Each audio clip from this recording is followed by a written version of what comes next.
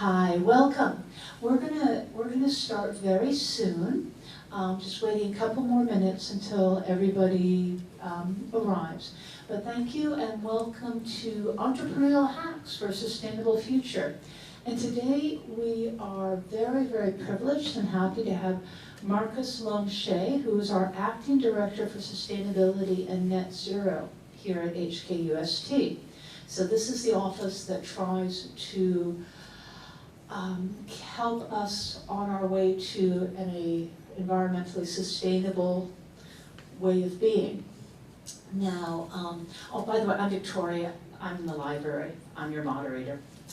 Okay, so a little bit about Marcus. So Marcus and I were just chatting because he went to high school in the same state I grew up in, and in fact his school was the same school that one of my aunts went to. So that was really fun. Okay, so after high school, he went to Johns Hopkins in Baltimore in the United States, where your major was public health, right? And then he's also a double HKUST person because in addition to working at UST, you were an MBA, you got your MBA here as well. And he has a really impressive long CV that I won't talk about too much, but he also has a master in health systems management from George Mason University in the United States. So, I'll also be very interested to hear about your journey from public health and health management to sustainability. And he was the co-founder of something called Origami Labs, and that also sounds very interesting. And I guess that also ties into entrepreneurial hacks. So please join me in welcoming Marcus Leung-Shea. Hi everybody, good morning. Sorry, audio is okay. I'm super happy to be here this morning. We've got an hour together. We're going to go a little bit fast because there's so many things I want to talk to you all about. And so first of all, just thanks for being here. Sustainability is something that I'm actually relatively new to. I've been at the university for about 2 years, and it's just been, I feel like it's more learning than I did in both of my master's degrees combined. Just learning about this campus, learning about sustainability, and I hope that we do our job really well so that your time here at UST doesn't just make you smarter, it makes you healthier, it makes you stronger, and ultimately, we need a lot of help. You know, as you can probably tell, we've got a lot of issues when it comes to sustainability, and the estimates are, let's just say for climate technology or climate change, they say about 40% of the solutions that we need to address climate change, they aren't available yet. So that means this ability for us and for you to be able to solve these problems going forward is going to be essential. So, today's talk, which is Entrepreneurial Hacks for a Sustainable Future, basically it's going to be less of a talk and a bit more of a conversation. So sorry it's a bit early, but we're going to be talking. And at the end of the day, what I hope that you can walk away with is just this desire to experiment. And so what I'm going to do is I'll walk through a few examples of how has the world tackled big problems? How have I tackled some problems in the various kinds of work that I've done? And then we're going to do a little bit of practice together. And I can pass around the mic. Yeah. Or just yell out. Yeah. And so, and then at the end, I just want to see, in terms of who we have in the room. Do we have a lot of year 1 students in the room? Here, we've got quite a few. Okay, great. Well, hey, welcome to the campus. We're super happy to have you. And so at the end, I'll talk through a little bit about what's behind the scenes. So hopefully as you walk around campus, you'll begin to spot things and recognize that that's what we call a smart and sustainable campus. So let's jump in. So very quick list, entrepreneurial hacks for a sustainable future. What does that even mean? So entrepreneurship, right? So you hear the word thrown out all the time. Its root words are entre and parentheses. And so it literally means how to swim out and then take hold of something. And so if you think about that in an ocean, like there's unknowns, there's risk, but you grab onto what you can. And this is, to me, there's a sense of survival in entrepreneurship. And I think that's quite appropriate as we try to tackle some of these challenges. A hack, there are a couple of definitions for it, but for me it's this idea that you're tackling solutions, or you're tackling problems, and you're trying to find sort of unconventional ways to get at it. And it isn't because you just want to be unconventional, it's because we've been trying the conventional and it's not really working. So at a low cost way, how do you try something else different? And so you probably hear a lot about life hacks, right? So like, okay, how do you clean your dishes with like vinegar and soda powder and things like that. So it's this idea that let's try to find a unconventional, low resistance way to improving our lives. And lastly, sustainable future. We sometimes talk about saving the planet, and we forget that, to be frank, the planet is going to be fine. If we mess this up and we all go away, the planet's going to be healed. It will self-heal itself. It doesn't need us, we need it. So for us, I think I always want to emphasize anything we do, it's for us, it's for you, it's for our friends, our community. So, and it's about how do we thrive. So we really, when we think about a sustainable future, it's one where we are all living our best life within the boundaries that the planet offers to us. So let's see, year one, what is this? Does anybody recognize what this is? Is it a battery? It is a battery, correct. You know, if I show this to primary school kids, they're like, Oreos. Okay, yes, it's a patent for Oreos. But yeah, it's batteries. And so, you know, when they invented the battery, they didn't know what they would use it for. There were no electronic devices to connect it to, but they realized they could actually store electric charge, which back then was like just so magical. That would be like me saying, oh, we can store a Typhoon 10 in a bottle. It's as insane as that.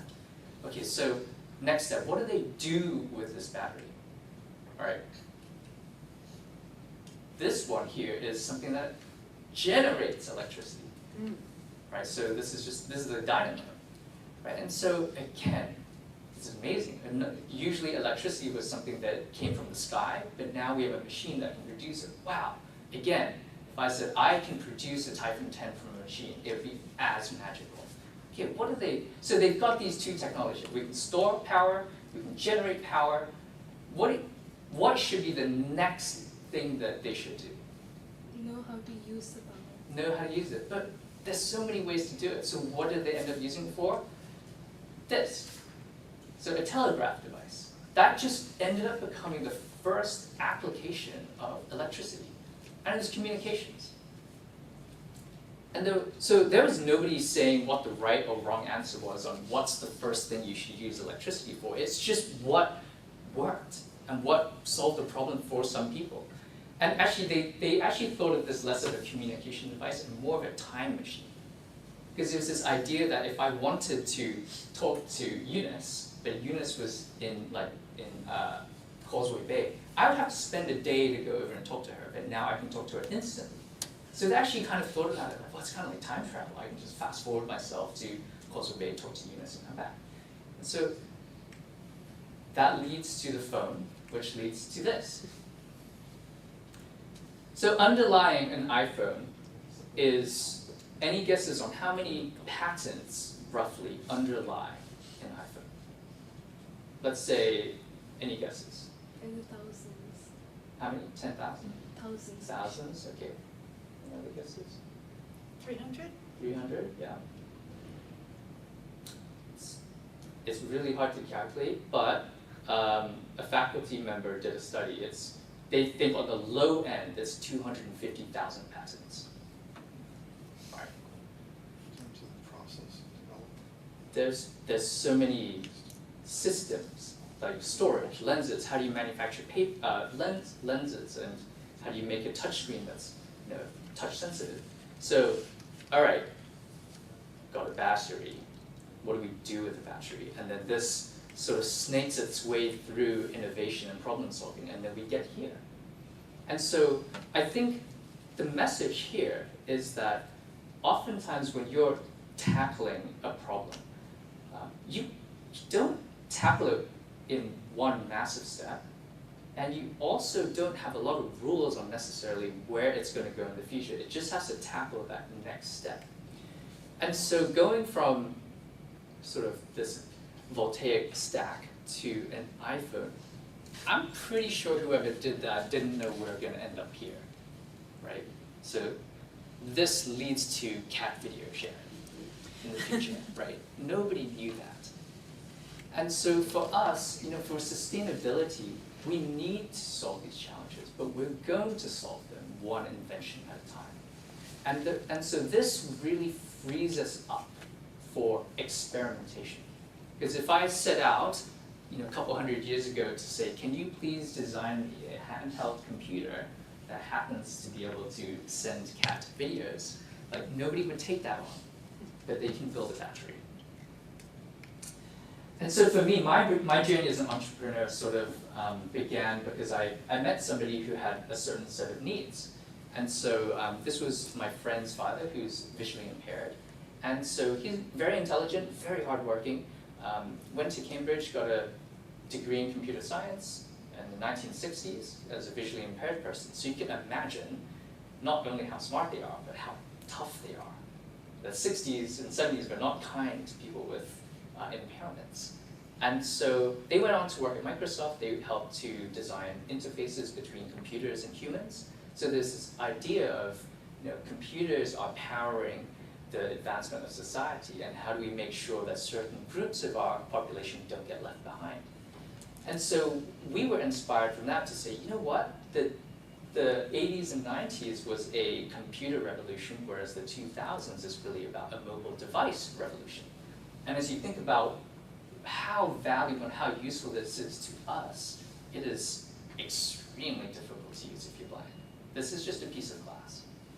And so we were looking at how do we begin to close this gap. So where do we even begin? So this was where we ended up. So think of this as like the iPhone in the last photo, right? This is the end point of where we got. And so we got one right here. So this is Ori, the Ori ring. So what this does is it uses bone conduction, and it sends sound through your finger so that when you touch your ear, you can have someone's voice coming into your head, and only you can hear it. And then there's microphones on the ring so that you can talk and talk back to them. So it's this idea that, kind of like Avengers-like, if you wanted to talk to somebody, you tap a button, and then you can just talk to them like this. And so, again, how do we arrive at this point? So we'll skip the demo in terms of time, and we can do it at the end if people have time. But we kind of set out with this problem statement of saying it would really help visually impaired people for various reasons if they could use a phone without having to take a phone out, or without having to use a screen because they can't. And so we were trying to essentially deliver sound into the hand. Right? That was how we started. And so we started building stuff. So we bought things from Taobao, went to Shangshoupo, bought devices, ripped them apart, and just try to see what might work. And so this is where this experimentation phase came in. Okay, so here's one prototype. This is essentially, imagine that, oh, your hand is the seashell, right? So there's a little bit of an echo chamber in your palm, and then if I can send sound into my palm and then cover my ear, I might kind of create a speaker in my hand, right? So we're like, that's such a great idea, like that's it, that's our like unicorn idea. And then we built this prototype and we're like, that is hideous. No one would wear this, and it gets in the way. It's so obviously, it's so obvious that I think as a wearable, people would find unfashionable. So we built it and we figured out it worked. It was awesome audio, but it doesn't work for a human being. So then we stumbled, we were just fishing around, and eventually we came across this technology called bone conduction, which was originally invented to help deaf people. So if you have a certain type of deafness where your nerves are still working, but maybe the bones in your ear have, they've maybe gotten stiff and they're not vibrating anymore, you could insert this bone conduction speaker into your skull, embed it into your skull, and when it vibrates your skull, and your brain can actually pick up the audio again. But nobody had put it anywhere else except the skull at that point. And so we thought, well, what if you just put it on your wrist? Can it send the sound through the bones of your hand into your fingertip? And the answer was yes, it worked. So we thought, okay, we'll make like a watch strap that can essentially send sound into your hand. So we built it, we tested it, and then we figured out you have to have your watch strap on super tight. And everybody in the room here, I guarantee your watch strap is not tight. And if it was, you'd be screaming like 10 minutes. It's not comfortable. So we thought it worked, and it didn't. So we tried again. What if we put it on the finger? It's a little bit closer to the fingertip, the audio quality is better. And for rings, it's actually okay to be really tight. You see a lot of people with very tight rings. So tightness mattered because of the audio transfer. So we just went on, and this was originally going to be a watch strap plus a ring. Then that was too complicated to make, so we hacked it together. That's literally a matchbox, and we're just trying to see, can this thing fit on a finger? So, we built all these things in under a day to try it out. Then we tried to tidy it up. We realized, okay, we can get it on the hand, but it's got to be fashionable. You can't be wearing like a laptop on your hand. That's not going to be good enough. So we're trying to shrink it down, make it attractive, and then finally, about 27 different tests later, we ended up with this. Right? And the idea was, when we started with the, at this point, people were laughing at us. They're like, oh, so you guys are designing a bomb. And I'm like, no, we're not. This is really embarrassing, but it worked. And it just took a lot of testing to get ourselves to the point where we had an answer. Yes, we have a question. Sorry. So I'm just thinking, if the point is to make it easy for blind people to use a phone to make phone calls, why not a flip phone where the numbers are raised? So so phone calls could definitely be done on a flip phone really well.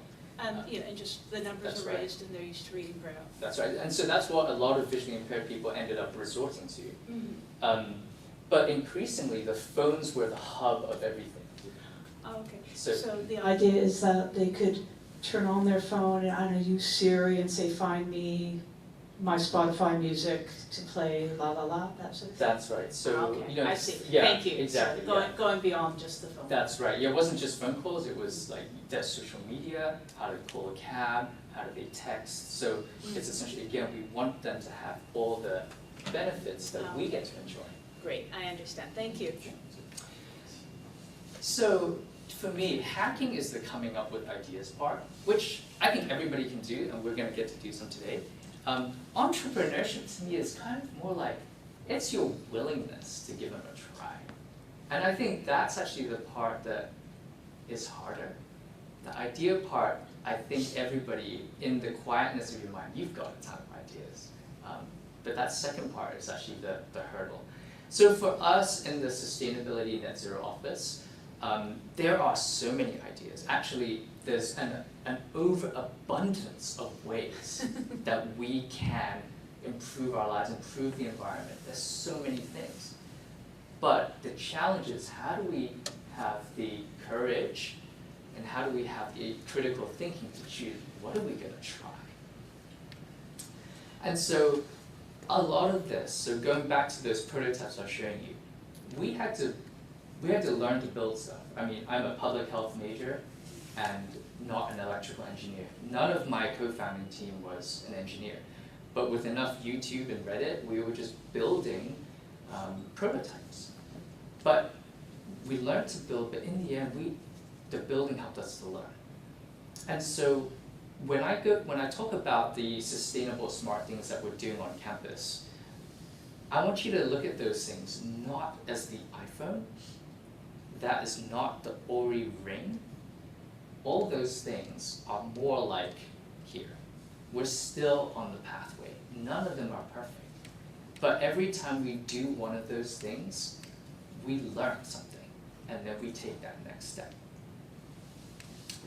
And so, all right, we're gonna do a little bit of, I don't know if this is what you guys expected when you came to this thing, but we're gonna do this thing here. My friend Aki probably has done this a ton of times. Have Yeah. I? I'm not Probably, sure. let's see, let's see how this goes.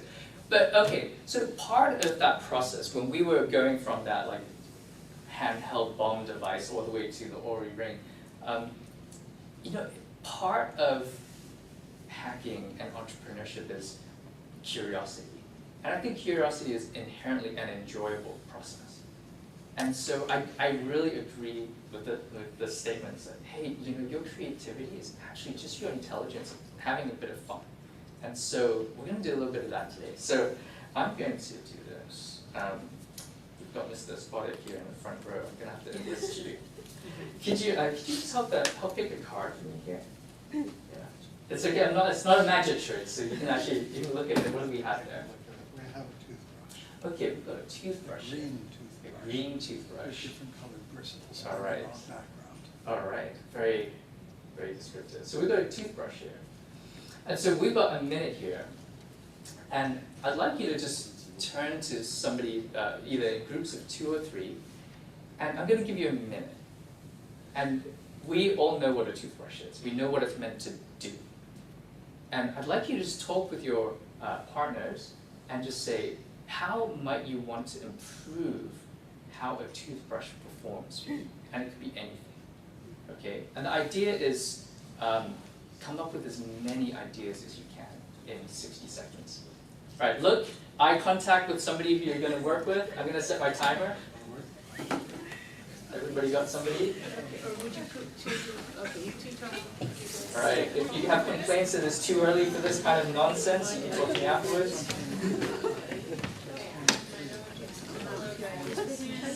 All right, I got 60 seconds starting now.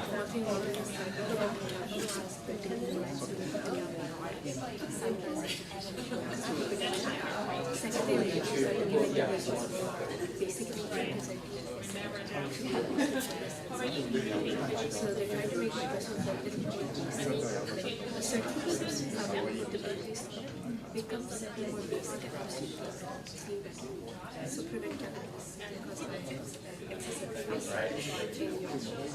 Time up. We're halfway there.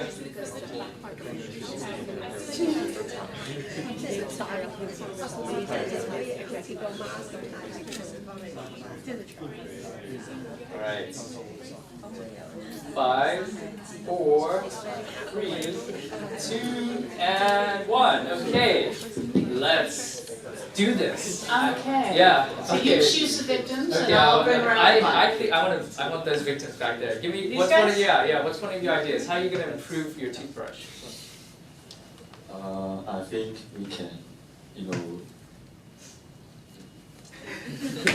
Yeah, go ahead. yeah, maybe we can add some squeezing technique. So when we're using a toothbrush, we need the toothpaste, right? Yes. So when we're using a toothbrush, we don't need every time. We don't need the toothpaste to squeeze it.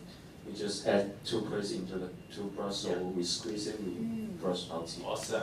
Yeah, love it. Unicorn, baby. Okay. Okay. Other back row there. How about you guys?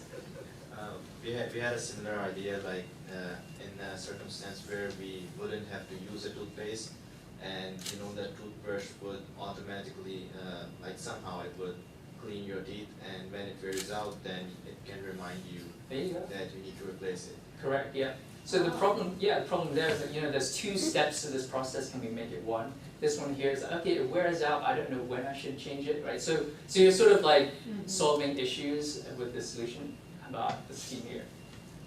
We'll do 2 more.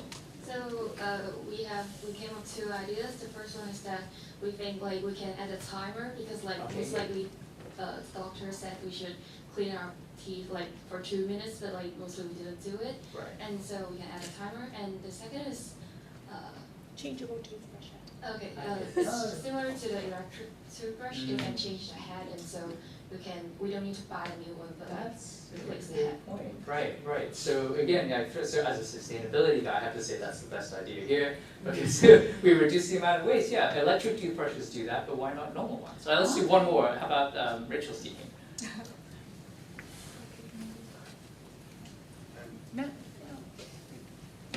We came up with similar idea that I do travel a lot. Maybe I need to protect the toothbrush. Maybe we can make it easier to take for traveling, so Yes. protect it.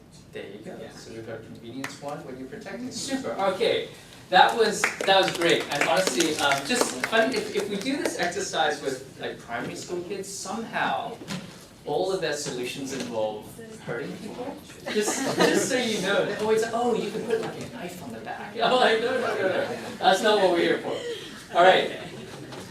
All right. The next phase. Okay, you're gonna have. It's gonna get progressively harder. Just so you know. Forget about what you know about toothbrushes. What could you use this for that has nothing to do with what we typically use this for? And no violence, right? And no violence, yes. And so I'm gonna give you just like 30 seconds to try to come up with some ideas of, okay, not cleaning teeth anymore, but what are you gonna use this for? If you dropped onto a totally new planet, this is all you got, what are you gonna use it for? 30 seconds, got your teams, and go. Okay.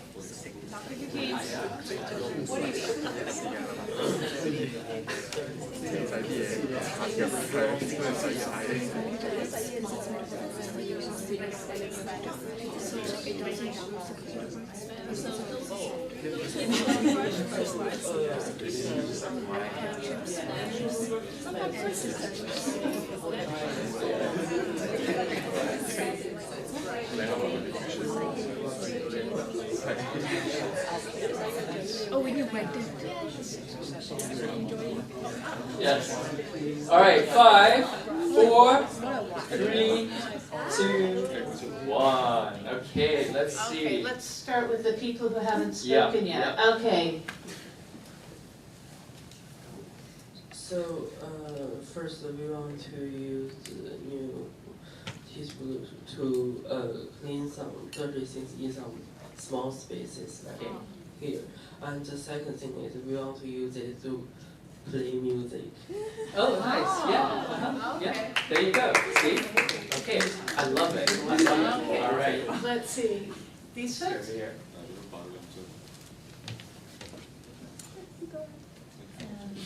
We think of like drawing things, like a brush to just fill in some color, or like a larger brush to have some picture on the wall, or not only on paper. That's right. And we also think of cleaning some little things. Yeah. Okay. Super. Thank you. All right. Edward. Applying sauces while cooking. Ooh, okay, yes, so yeah, like, get that barbecue sauce. I love it, yeah. Even spread. Even spread, okay. So the same object that we already came up with all these ways that we can improve it, we could take it into a completely different domain, from like cooking to art to music, and apply the same thing. And so the last step, but one more thing we need to do. So can I get a, can we get one more thing? Can you pick the card? All right, what do we have? Roller skates. Okay, so we've got roller skates. And you guys probably know where this is going. You guys know where this is going. I told you it's going to get progressively harder. You're going to take roller skates and a toothbrush, and you're going to make a brand new thing. All right? Brand new thing. And don't tell me it's you know, a toothbrush to clean roller skates. Okay? A brand new thing. All right? 30. I'll give you a minute. Okay, ready? Set. Go.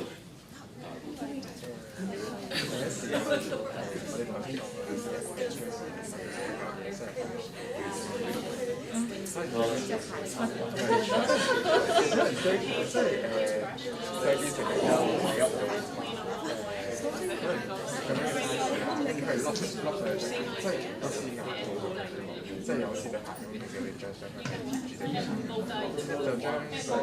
keep going. Yeah. If you come up with one, come up with the next one. 再一路會咁樣有個滑輪嘅係可以就來回咁樣碌嚟碌去啦，得翻清潔嘅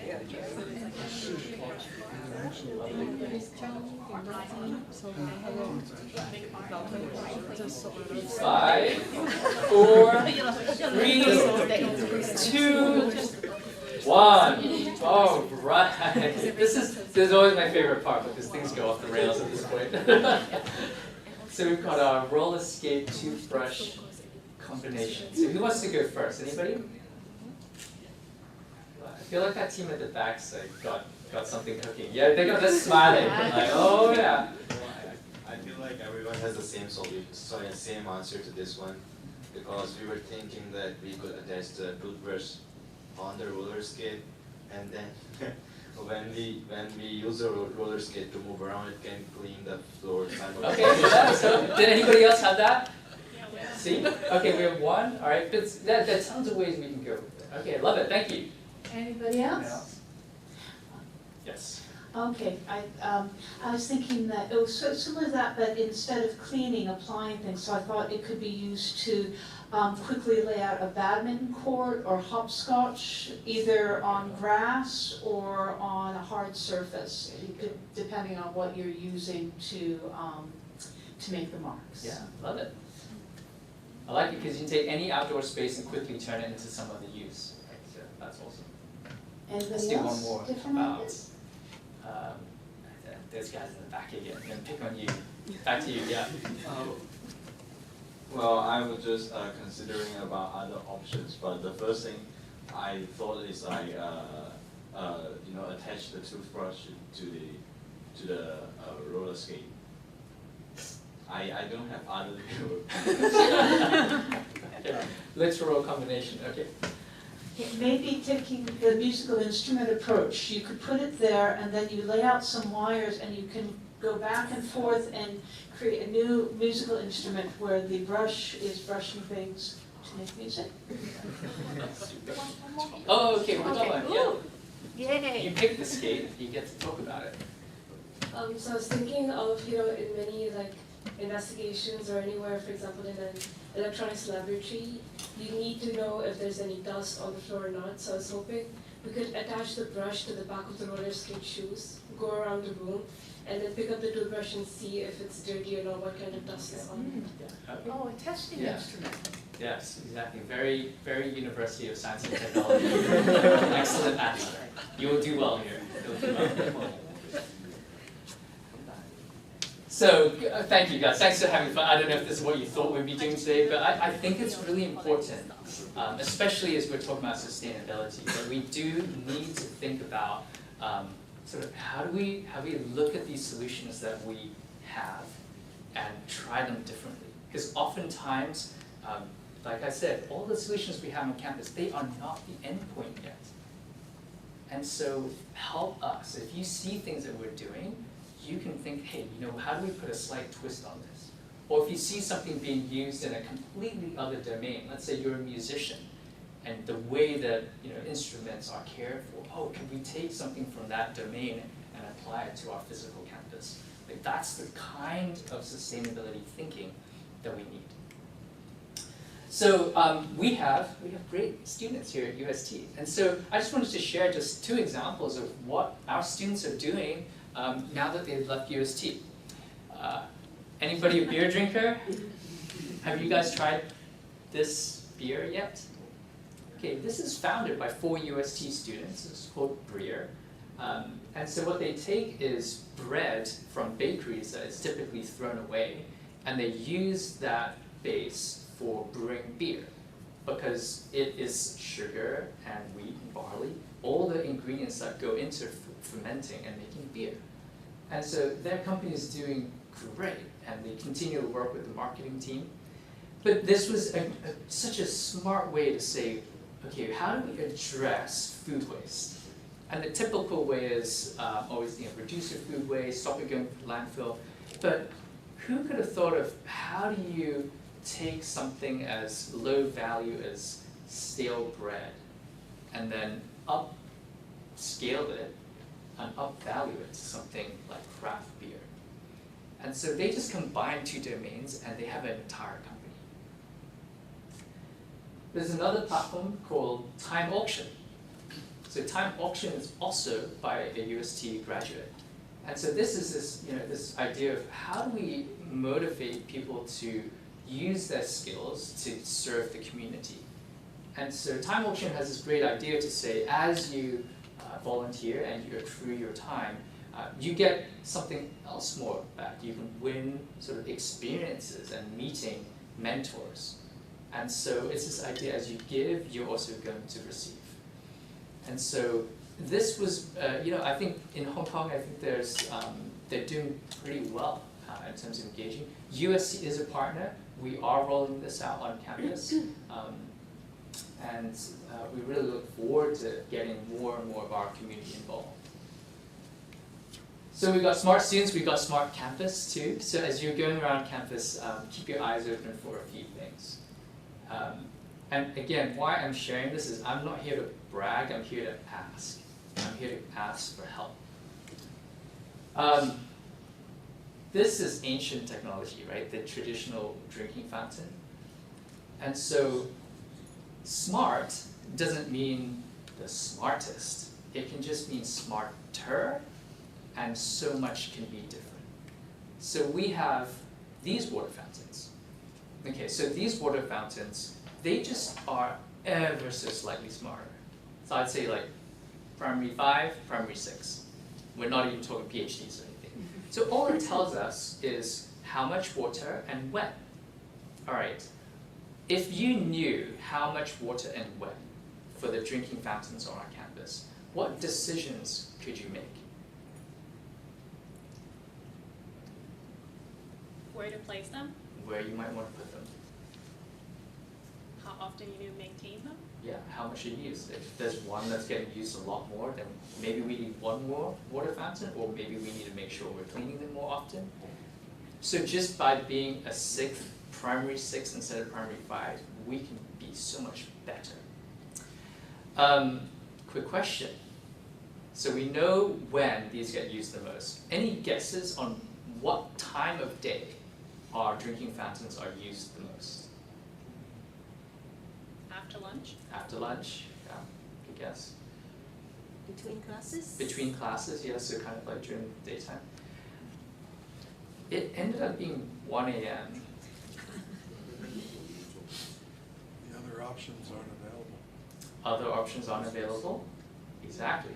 And the instant noodle time starts rolling in. Would you have hot water? But they'll boil it. Oh. Yeah. So, we wouldn't have known any of this if we hadn't just gone slightly smarter. And so because now we know, okay, this is the pattern of life. These are things we never would have known. And so just by taking that one little step, we can now take another step.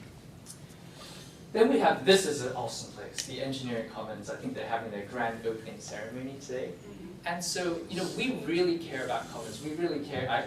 I always say I love the library because it's one of the brightest places on campus. And from a wellness perspective, we already know that sunlight, greenery, these things all contribute to it. So as a sustainability team, our focus is really how do we design physical spaces where as you are just going through your day, the physical space is actually taking care of you. It's adding to your ability to restore yourself. It's adding to your ability to clear your mind, and in some way like passively care for you.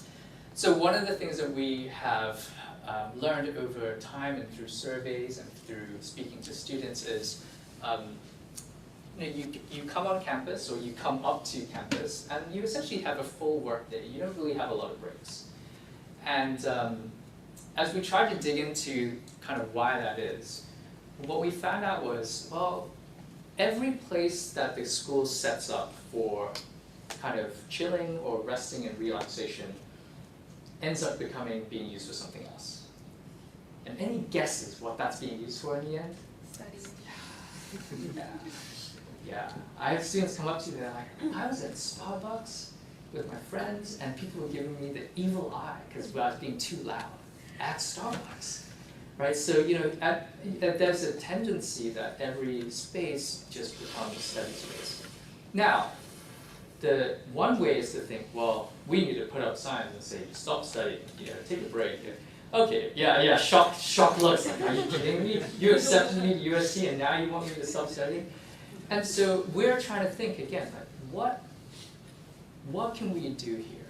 Like, how do we think differently about creating an atmosphere where we can encourage our community to kind of take a bit of a break?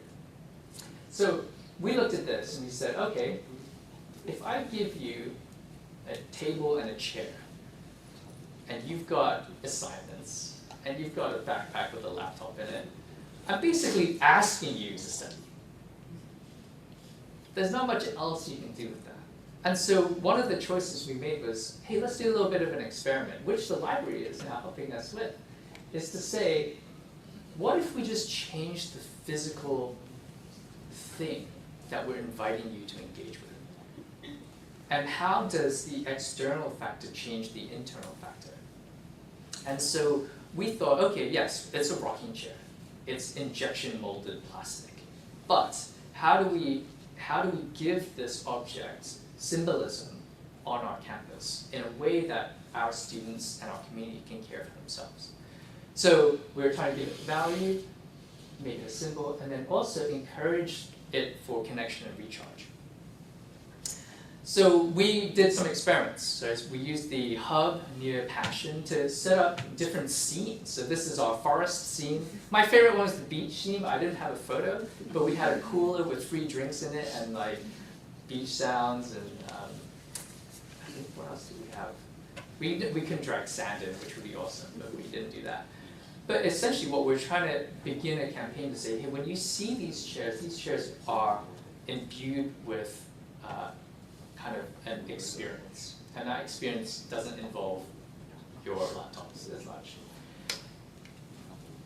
Our next phase is, so this worked. And so we actually got people to fill in a survey and just say, hey, you know, just tell us what's on your mind. So we weren't asking, does this make you relax? Do you feel better? We just said, hey, you're sitting here.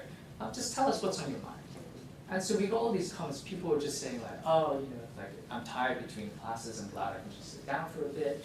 And they'll just say, I like the music. So in essence, it was achieving what we wanted. And so we said, this is nice, but those are trees that we brought inside, and it's in front of two dozen massive LCD screens. We need to get into the real world. And so we have one lawn that is kind of accessible. We have a great lawn down here, but it's not quite like along a typical footpath. And so we approached the short auditorium and said, would you like to do something with your lawn? And they're like, we were just waiting for somebody to come and do something with this space. And so we brainstormed and said, okay, how do we just don't have a culture, in Hong Kong, of going on grass. It's generally illegal in most places in Hong Kong. And then in UST, I think there's not this, we don't have much of a sense of just pausing in between places to take a break. And so we said, we'll do a campaign here. We're just trying to nudge the culture in that direction. And so what we came up with was something we called the Touch Grass campaign. And the goal is just get as many people on this lawn as possible in different ways. But these chairs, so we just got 12 delivered yesterday. So there'll be about a dozen chairs out there. And and Shaw and CMOs said just leave them out there. And the whole point isn't that it should be high friction, it should just be part of the way our campus is built. And part of there's a culture change here. People say, well, what if the typhoon blows them away? What if they break and stuff breaks and things get blown away all the time?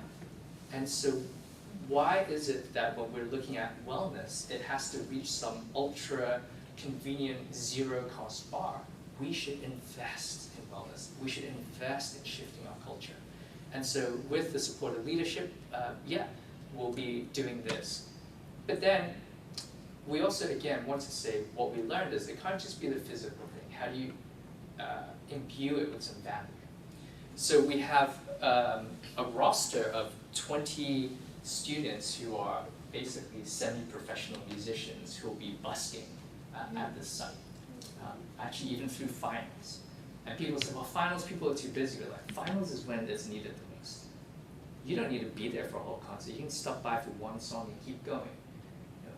And so, again, this is just not us as a university yet, but you know, these are little nudges that I think are happening all over campus, here at the library, here in the different commons, and we just happen to have the chance to do this at the Shore Lawn.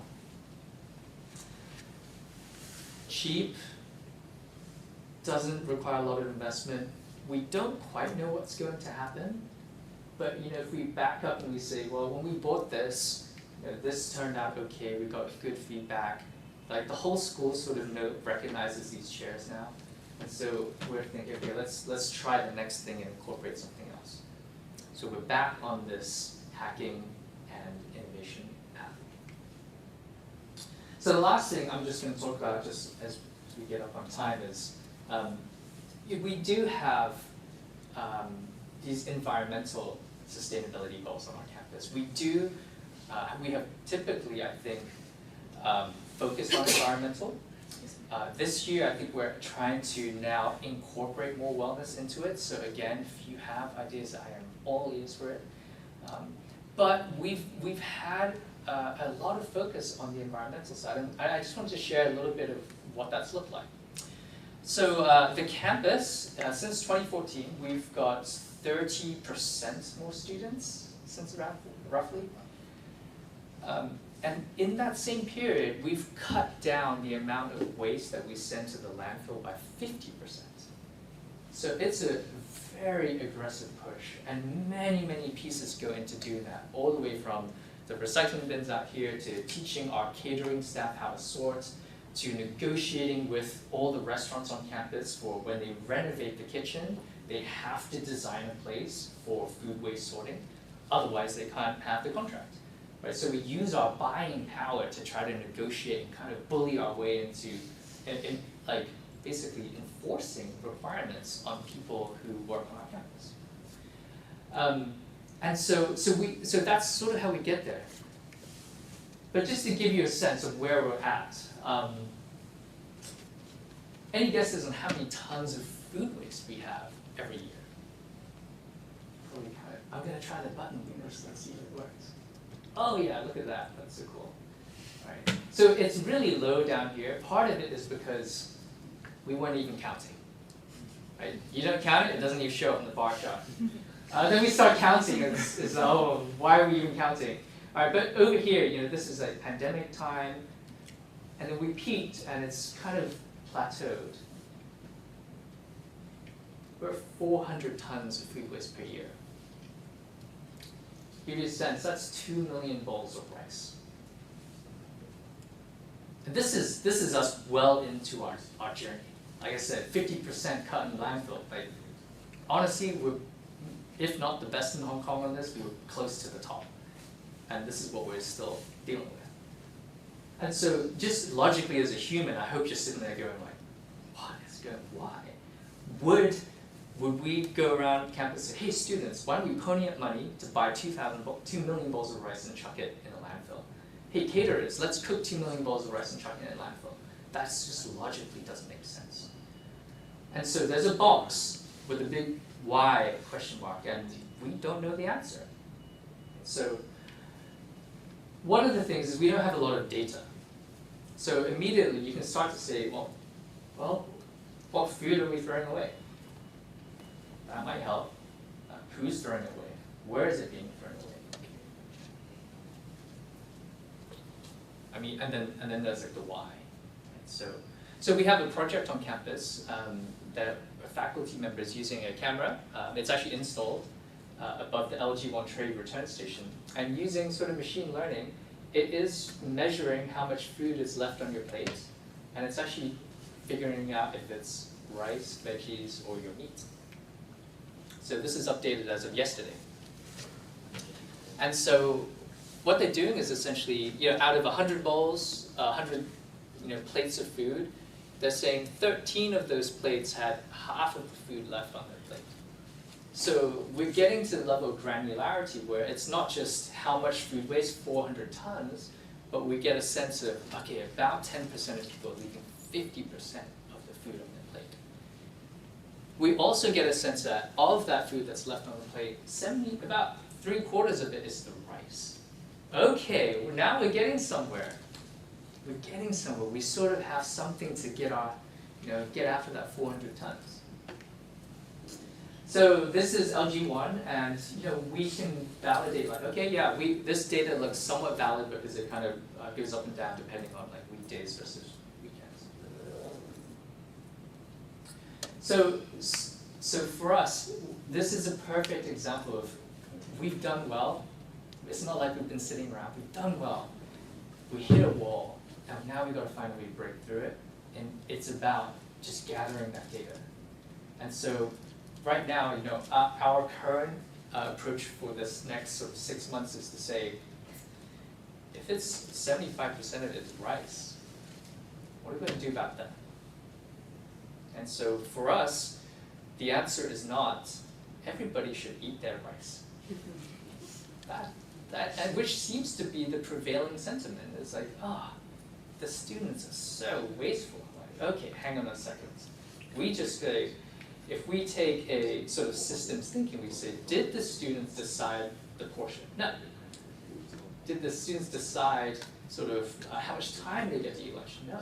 So there's so many environmental factors they don't get to choose. So why should they be the ones that sort of absorb those carbs in their body so we can reduce food waste? That just doesn't make sense to us. So we're working with our campus services office and the caterers to just look at, okay, what can we do? What experiments can we do to reduce rice on the plate? So one of them, like what we would really like is, right now if you ask for less rice, I think you get $1 off your meal, right? Our kind of ask, which we know will be rejected, is just make everything $1 cheaper. And if you want the extra rice, pay the extra $1. And so that's just an economic and behavioral psychology hack. It's nothing to do with technology. It's just changing what's on the ordering system. But it changes the profit margin of the. exactly. So that's like me trimming $50,000 off of their turnover every month. Right? But can they reduce the default portion of the rice to start with? There we go. So yeah. So one thing is like, well, what if we without reducing the price of the meal, but then correct, yeah.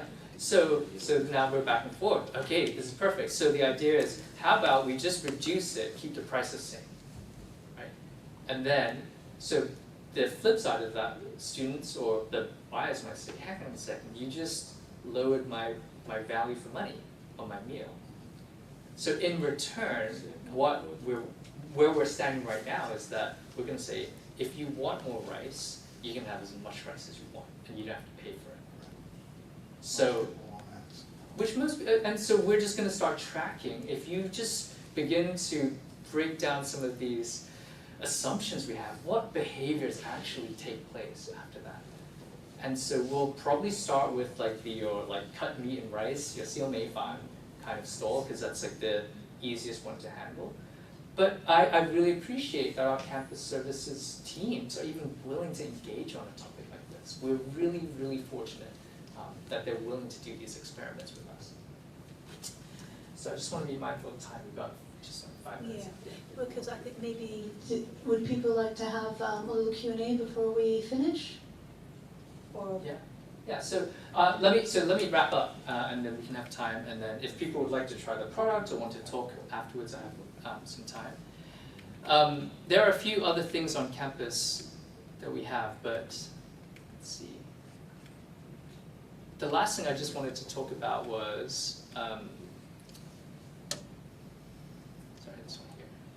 Okay, so we have a program called the Sustainable Smart Campus as a living lab. And we invite our students to propose sustainability solutions on our campus. And you can implement your solution on campus if you want. So there's two parts. You can just give us an idea. If it's good and the judges like it, you just win cash. And then you can spend it on very sustainable things, I'm sure, right? But the other one is, if you really like the idea and you want to see it through, we will walk with you through that, and we'll give you $25,000 to do it. And so, think about it like we're basically going to fund your startup on campus for sustainable solutions. And so, highly encourage you. I think the application date is in about a week. 23rd, I think. Yeah, we just bumped it out another week or so. And so, really encourage you to do it. We provide sort of mentoring and support, and just in terms of seeing your solution in the place that you call home. There's nothing else like it. Definitely encourage you.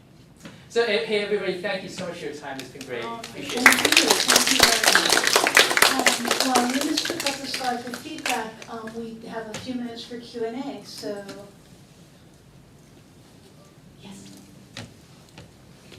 So I've recently taken this course called CTDL 1902, where one of our projects is to make something that's going to make the students' lives in HKUST easier. I have an idea, and I kind of want to bring it to reality. I want to make it an action app, like UST thing, but I don't know where to start, and I don't know how to make this into a startup. Okay, got it. That's a big question. Yeah, but why don't we catch up afterwards? The Living Labs program is a good place. So last year, one of the MBA students did launch an app called Move UST, and it was essentially more footsteps equal more points, which equals that you can redeem them. So we can talk more about it, but I would also be thinking about apps tend to sort of come and go, right? They're really difficult to make them sustainable because we generally use 5 apps on our phone, and then we have 50 other apps that never get touched. So if there are ways that you can solve whatever you're trying to solve without having to introduce a new app, that's always something to pursue first. Or if you can build it into integrating with something that everyone That else way, needs already. Exactly. So Like if Canvas. the right, if the students are interested in trying to do this Smart Living Lab, do they just Google HKUST Smart Living Lab application and then they'll find it? You'll find it, yes. Okay, that's good to know. So, and yeah, we talk with them after. Yeah. Okay, other questions or comments? Don't be shy. Who lives in the halls on campus? Oh, okay, great. All right, super. So just so you know, halls is an area that just historically we just not had a lot of visibility and haven't done a lot down there. And so it's really an ask. If you see things that you think could make the whole life better for you, or you see ways in which there's wastage that you think should be addressed, just email us. I would love to understand it. So we found out, for instance, at the Johns dormitory, that I think in the whole building there's just one floor that's got those water fountains out of 9 floors. And so we're like, okay, we like that everybody has to get their steps in, but there's also okay, what unintended behaviors might there be if people don't have access to clean drinking water, right? So maybe you just end up buying more bottled water for your fridge, or you just drink sugary drinks. So there are things like that that we wouldn't ever know about unless a student came to us and just pointed it out. All right, well, thank you very much. All right, thank you for your time, everybody. Appreciate it. Join the call. Please share your feedback, use that QR code, and thank you all very much for coming.